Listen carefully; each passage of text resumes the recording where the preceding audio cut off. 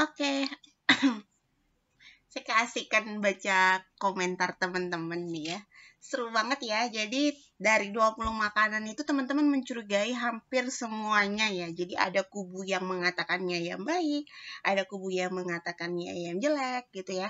Bahkan sayur-sayuran identifikasinya baik atau enggak ada uletnya. Oke. Tapi gimana caranya kalau kita sudah makan makanan yang udah jadi terus kita harus ngeliat uletnya gitu ya. Geli-geli gimana gitu ya. Nah, disinilah kita memerlukan tadi apa gitu ya. Analisis kimia ya. Jadi tadi sudah sempat disinggung di bagian ujung video 1 gitu ya. Analisis kimia itu apa sih? Mempelajari keberadaan zat kimia baik dia anorganik itu yang bagaimana sih, logam-logam misalnya gitu ya. Kemudian ada organik gitu ya. Lalu yang bermanfaat atau malah yang berbahaya ya. Mau dia bentuknya unsur, ion ataupun senyawa gitu ya. Nah, analisis kimia itu ada dua. Tadi sudah dibahas sekilas, ada kualitatif, ada kuantitatif gitu ya. Kalau kualitatif ngomongin ada atau tidaknya. Sementara kalau kuantitatif ngomongin berapa banyak ya. Nah, tadi sudah ada teman kalian yang menjawab bagus banget. Jadi kalau uji kualitatif nggak dilanjutin ke uji kuantitatif nggak apa-apa ya. Tapi uji kuantitatif harus didahului dulu oleh uji kualitatif. Gimana kita mau menghitung berapa banyak kalau kita nggak tahu ada apa tidak zat tersebut gitu ya. Nah, oke. Di sini ada kualitatif, ada atau tidaknya. Itu yang bagaimana sih tujuan analisisnya ini loh. Menemukan atau mengidentifikasi ya. Jadi untuk apa? Biasanya untuk analisis senyawa metabolik sekunder gitu ya. Contohnya kemudian ada analisis kation anion, organoleptis, seperti itu ya. Nanti kita akan praktek nih untuk yang organoleptis, teman-teman bisa praktekkan di rumah gitu ya. Ajak anaknya boleh gitu ya. Atau keponakan boleh diajak ya. Nah, untuk kuantitatif kita ngomongin apa? Kita ngomongin berapa banyak sih zat yang tadi ada dalam bahan tersebut gitu ya. Nah, analisis ini bertujuan untuk apa tadi? Menentukan dan menetapkan banyaknya. Berarti dia kaitannya dengan jumlah atau kadar. Biasanya kita pakai apa sih? Ada analisis volumetri, ada analisis gravimetri, juga ada instrumentasi gitu ya. Nanti kita bisa pelajari semua itu. Oke. Tadi teman-teman ribut kan, dari 20 makanan itu aman apa enggak sih? Teman-teman pernah dengar enggak? Ada berita viral gitu ya, dimana kita bisa ngecek makanan itu mengandung plastik atau enggak dengan cara dibakar. Ini fakta atau jangan-jangan hanya fitnah nih? Menurut teman-teman gimana? Kerupuk yang dibakar tuh fakta apa fitnah sih? Komen ya. Ya. Oke, kita lanjutkan. Nah, artinya apa? Untuk metode dan hasil analisis tuh harus dapat dipertanggungjawabkan. Kita nggak bisa dong men-share, apalagi kalian anak farmasi gitu ya. Nggak boleh dong nge-share sembarangan gitu ya. Ini loh kalau mau ngecek makanan dibakar aja. Kalau dia kebakar, pasti dia mengandung plastik. Ya iya kali daun kering dibakar aja yang jelas-jelas bahan organik ya. Ya, dibakar pun dia pasti akan terbakar. Ya, jadi benar nggak kalau makanan dibakar itu pasti mengandung plastik? Oke, ya. Nah, selanjutnya, misalnya gini nih teman-teman nih, seger lah gitu ya, lama nggak jajan nih, sejak lockdown jarang jajan ya. Nah, ini misalkan ini ada cendol nih sama ini aman nggak? Aman nggak? Dari warnanya deh, warna merahnya, teman-teman yakin ini aman nggak? Jangan-jangan dia pakai rodamid, jangan-jangan dia pakai pewarna tekstil, ya kan? Atau jangan-jangan di dalamnya ada kandungan apa nih? Kandungan natrium siklamat. Sebenarnya siklamat boleh jadi ya dipakai ya, cuma kalau untuk orang-orang alergi memang nggak boleh ya, sehingga dia punya ambang batasnya tertentu. Masih aman nggak? Jangan-jangan seperti itu ya. Sekarang gula harganya mahal banget gitu kan ya. Orang akan cari alternatif yang nakal, maksud Mbak Amel gitu ya. Nah, makanya apa? Kita bisa melakukan ujinya. Yang pertama ya uji ada apa enggaknya sih natrium siklamat dalam dua makanan ini atau dalam dua minuman ini gitu ya. Nah, ngeceknya apa? Ya misalnya sampel dikasih dengan ZN uranil asetat ya. Kemudian kalau misalkan dia positif ya, kita akan ngecek lagi berapa jumlah kadarnya nih, berapa nih. Kita pakai uji misalkan namanya nitrimetri gitu ya.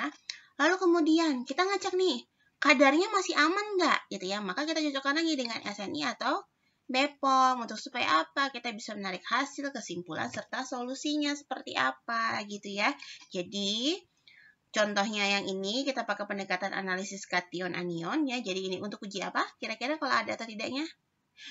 Betul, ini pakai uji kualitatif, sementara ini untuk titrasinya, jenis titrasi ya, nitrimetri, ini adalah untuk uji kuantitatif, sehingga nanti kita bisa melakukan pendekatan baik secara kimia, fisika, dan statistik untuk menarik kesimpulan. Jadi nggak boleh kita bilang mie ayam itu berbahaya, bisa nangis yang jualan gitu ya. Ya, curiga boleh gitu ya, tapi kita harus membuktikan kecurigaan kita gitu ya. Nah, oke. Sekarang kita bahas topik yang sangat menarik menurut Bu Amel ini ya. Jadi nanti teman-teman siap-siap komentar di WhatsApp grup kalian ya. Oke, di sini ada beberapa produk merkuri ini Bu Amel ambil dari Google. Kemudian di sini ada cara untuk melakukan ujinya.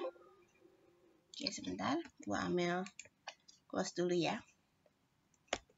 Oke, agak loading. Ya. Di sini untuk ujinya, untuk ujinya teman-teman, ada yang bilang katanya cukup digosokkan aja nih gitu ya. Wait, sebentar, agak loading. Bentar. Oke, sebentar ya, sambil nunggu muter. Oke, kita tunggu sebentar.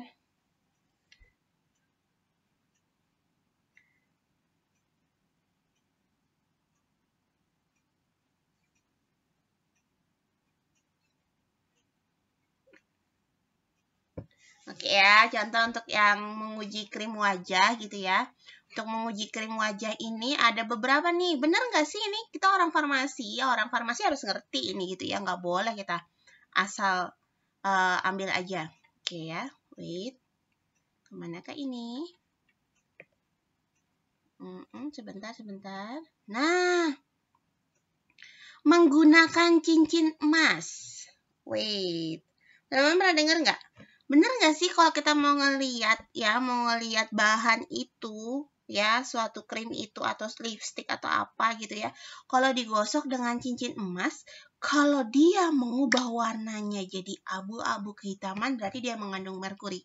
Benar nggak ini? Benar nggak ini?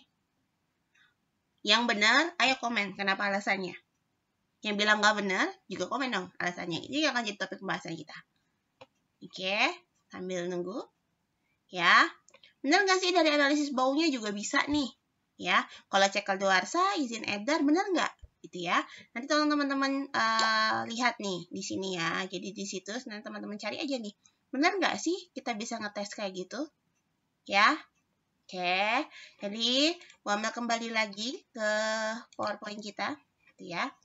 Kita harus tahu nih bagaimana cara uji kualitatif yang baik dan benar. Jadi nggak asal scrolbot aja kita ambil kayak gitu ya. Contoh yang tadi. Saya nunggu nih teman-teman untuk komentar gitu ya. Oke. Nah, selanjutnya kita lanjutkan ke videonya ya. Kita akan melakukan yang namanya uji kualitatif di farmasi itu ada beberapa hal gitu ya. Jadi ada yang kita bagi menjadi 3 kelompok besar. Ada uji pendahuluan, ada uji gugus fungsional khas gitu ya. Lalu ada penentuan jenis zat. Nah, untuk uji pendahuluan ada uji organoleptik, sifat-sifat fisika, derajat keasaman obat, unsur-unsur obat. Sedangkan untuk gugus fungsional ada uji golongan, kemudian ada jenis zat yaitu dengan reaksi tertentu gitu ya. Kita akan ngecek sifat-sifat khasnya, kemudian melihat bentuk kristalnya gitu ya. Nah, untuk organoleptis itu apa sih? Yang semua melibatkan panca indera kita ya, mulai dari lidah, hidung, mata, penglihatan kita, kemudian rabaan tangan, kayak gitu ya. Itu semua yang kita pakai untuk melakukan uji organoleptis. Ini teman-teman pasti udah pernah gitu ya. Yang pertama, untuk uji organoleptis yang pertama adalah kita menggunakan indera penglihatan dan indera kulit gitu ya. Kita mengkategorikannya ada bentuknya serbuk halus. Contohnya mana sih? Kayak bubuk susu tuh loh. Ya, atau tepung gula halus. Nah, ini contoh zat atau obatnya adalah sulfadiazin. Kemudian kita juga punya bentuk yang hablur. Jadi dia serbuk tapi agak kasar seperti kita memegang tanah merah. Itu ya, agak kasar. Ini contohnya di ampicillin.